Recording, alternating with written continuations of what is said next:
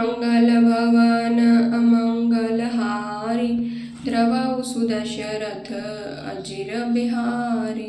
राम राम 1, राम राम 2, राम राम 3, राम राम 4, राम राम 5। राम राम मित्रों, आज मैं आपको रामचरितमानस अयोध्या कांड दोहा नंबर 28 का अर्थ बताने वाली हूँ।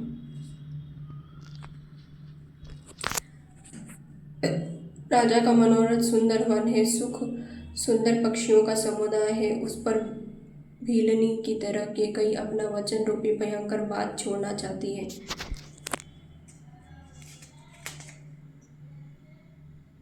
राजा क्या जान रहे हैं कि मुझे कोई अच्छा ही वर मांगेगी, तो वह सुख समुद्री पक्षियों का समुदाय। लेकिन उसके मन में क्या चल रहा है? जो बाज होता है वो पक्षियों पर आक्रमण कर देता है ना, वैसे ही उनका जो वचन है वो भी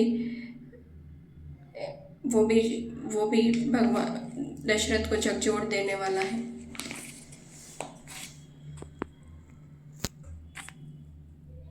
चौपाई 1 का वह बोली, हे प्राण प्यारे, सुनिए मेरे मन को भाने वाला एक वर तो दीजिए भरत को राज तिलक, और हे नाथ दूसरा वर भी मैं हाथ जोड़कर मांगती हूँ कि मेरा मनोरथ पूरा कीजिए।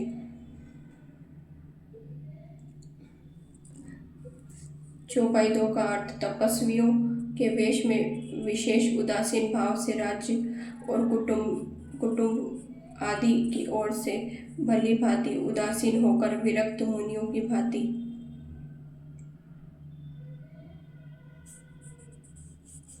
राम 14 वर्ष तक वन में निवास करें।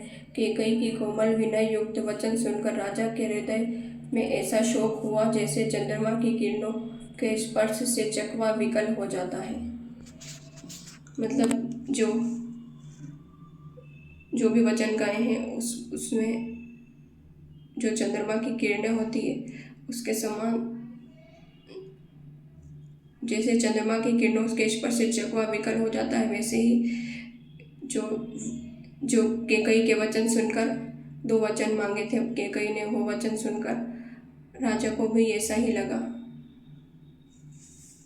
चौपाई 3 का अर्थ राजा साम गए, उसने कुछ कहते ही न बना मानो बाज वन में बटेर पर झपटा हो।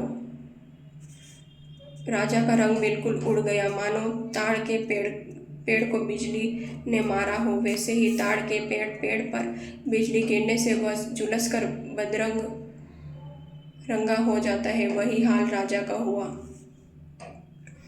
चौपाई 4 का अर्थ माथे पर हाथ रखकर दोनों नेत्र बंद करके राजा ऐसे सोच करने लगे मानो साक्षात सोच ही शरीर धारण कर सोच कर रहा हो। वो सोचते हैं, हाय मेरा मनोरथ रूपी कल्प वृक्ष फूल चुका है, परंतु फलते समय कैकई ने हथिनी की तरह उसे जड़ समेत उखाड़ कर नष्ट कर डाला।